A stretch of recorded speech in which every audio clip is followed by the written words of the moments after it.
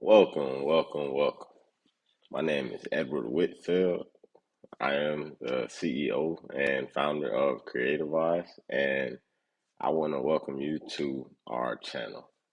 Here is dedicated to service business owners where we do everything in our power to help you grow and scale your business, right? So today I had a topic that I wanted to go through. You guys may be familiar with, some may not.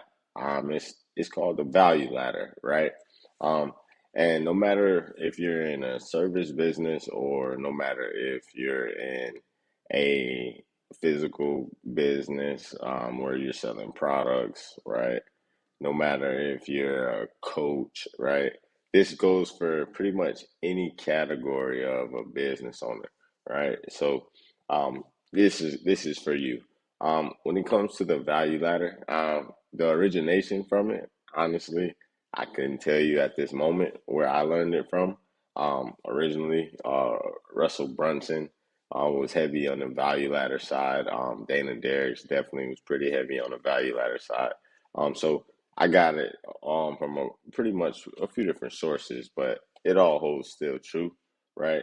Um, and the concept of the value ladder is just basically going into the value of your business and your product slash service and how they're presented to the marketplace, right?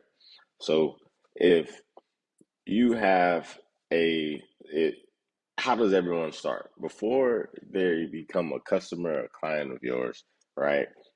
They would have had to either consume some content before they even consume content. They would have had to discover you somewhere, right?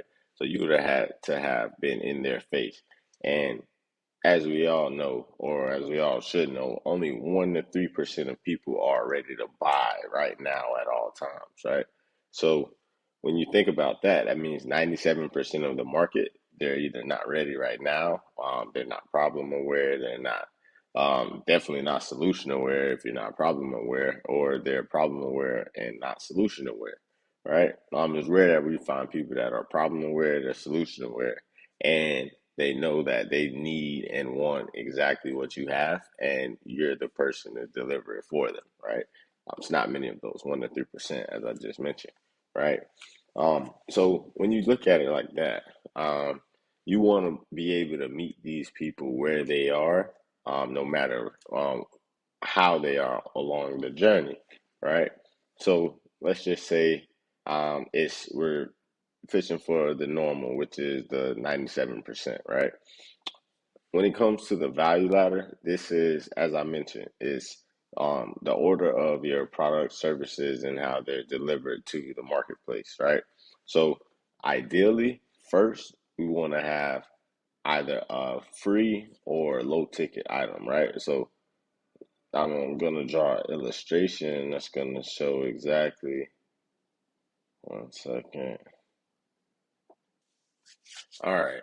So now looking at this chart here, this gives you actually an idea of how your value ladder should look, right? Um, so the first thing you want to look at, zoom in just a little. The first thing you want to look at is here, right? Product one, your entry level.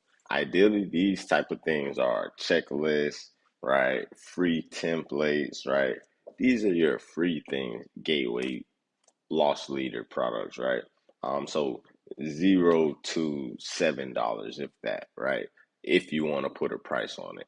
Ideally, you want to do something free that's valuable, and a good lead magnet that would be valuable here would be something that is so good that the ideal prospect would pay for it, right?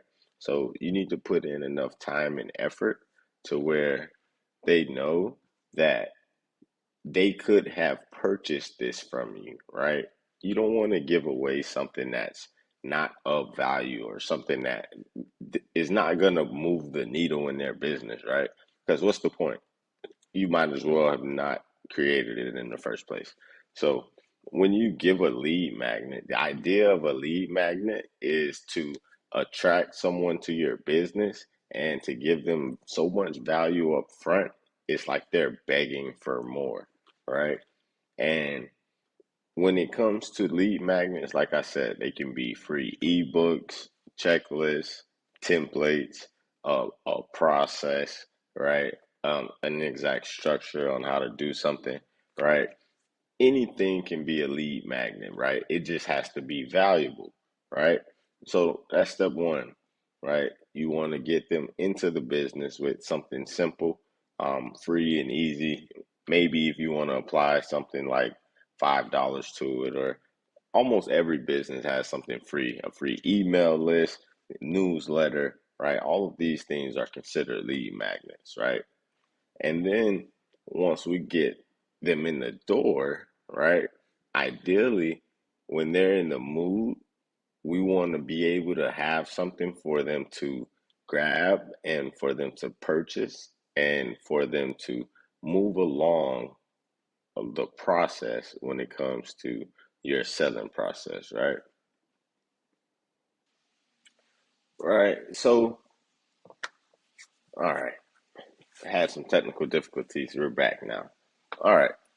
So now, when it comes to the second level of your value ladder, after you given them something that was so valuable that they would have paid for it, and now that they're a fan and they're in the mood, right?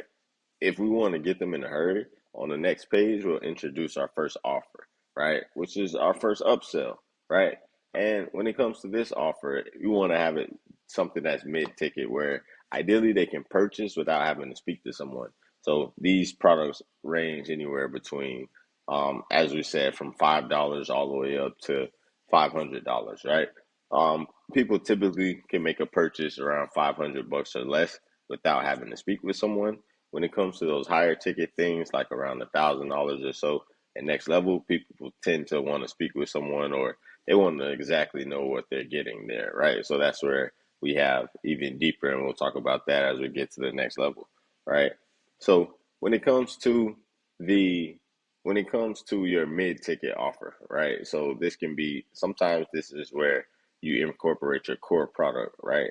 So when it comes to your core product, um, let's just say you have your cleaning service, right?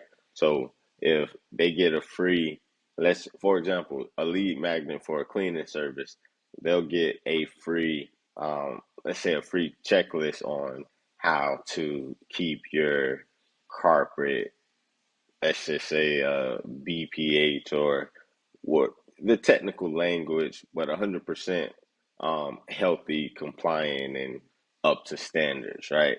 To the health departments, right? And that's valuable, right? Because of course that affects the health, and it's deeper than what people would typically be thinking when it comes to those type of things, right? You want to think out of the box, right? So, um, laundry, sorry about that. You want to think out of the box, right? So, um, so now when it comes to, um, right, so now, right, this is your core product. So with the cleaning service, so you get them with the lead magnet. So now they're in the world. So let's just say they're on your website. You're running a advertisement for your lead magnet, and now they click on your landing page. They opted in. They gave you their phone number, name, phone number, and email. You have that. Now on the thank you page, thank you. Here's your checklist, right? But wait, there's more. Of course, don't leave yet, right? And this is where you present your core offer. Now, for the cleaning service business, what it will be, maybe it'll be we'll come in and we have contracts for cleaning, and we'll clean every part of your office or your corporate building um, at this service. These are testimonials. These are the type of people we work with that we have success. We use industry standard. We use above industry standard products. We're the number one choice, right? We're a no-brainer, right? Have a couple bonuses, couple incentives, right? Pretty much your core offer there. That's where you want to present that, right? So, um, so now that they received your lead magnet, hopefully they're in the buying frenzy, right?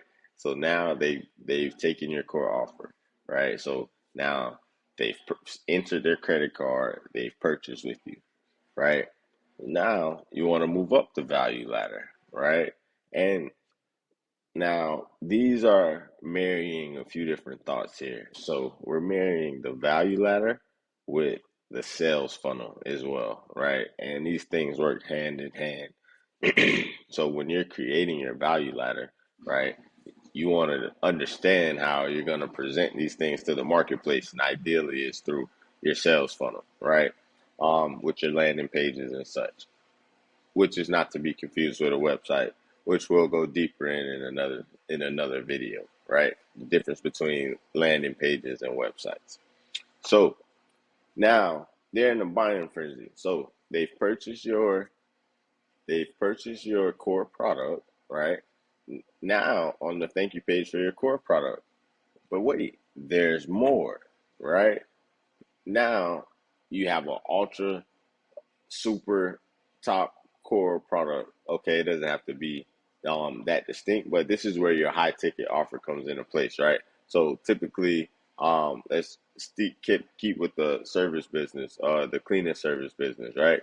So let's just say you have a reoccurring program to where you'll come in once a quarter or once a month or once a quarter and do a super deep cleaning that's on another level, right?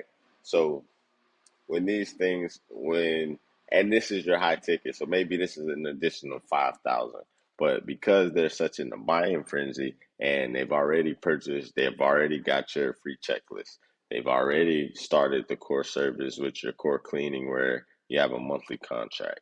Now there's more. You have a top tier level to where there's additional benefits, and mind you, each time you go up in price, the value should exceed the price 100-fold, right?